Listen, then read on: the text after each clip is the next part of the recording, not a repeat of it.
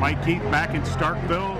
John Sartori's here from WVLT. Yeah. How are you, sir? I'm good, man. Happy to be here. Are you ready to provide the tutorial on state? I will do my best. Okay, 2-10 a year ago. Yeah. Much better this year.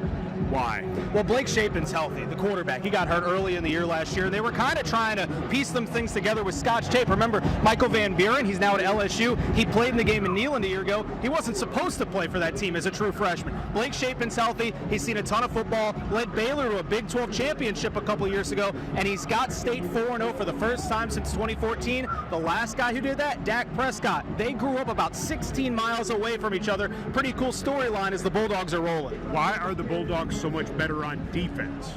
Well, they're experienced, and you have a Mississippi State defense that plays to their strengths, very similar to Tennessee. Tennessee likes to get after the passer, and Mississippi State gets teams off the field on third down. They are a top 30 team nationally in getting teams to not convert third downs. That goes a long way to having a good defense. Back to offense, we've been talking about Fluff Bothwell, we've been talking about Devon Booth, we've talked about Brennan Thompson and Anthony Evans at wide receiver, but Zico Traore is a tight end that a lot of people are so interested in.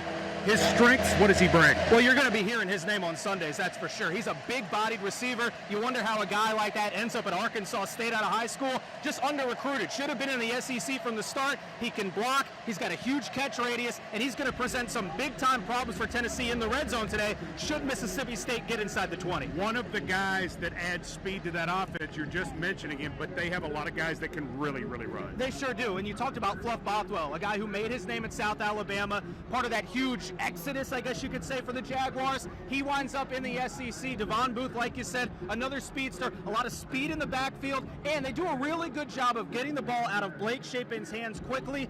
Don't allow that Tennessee pass rush and other teams' pass rushes to get to Shapen. That's been a big reason why they've had success, too. Good stuff. Thanks for joining us. Absolutely. Thanks for having me, Mike. Again, Volunteer Game Day.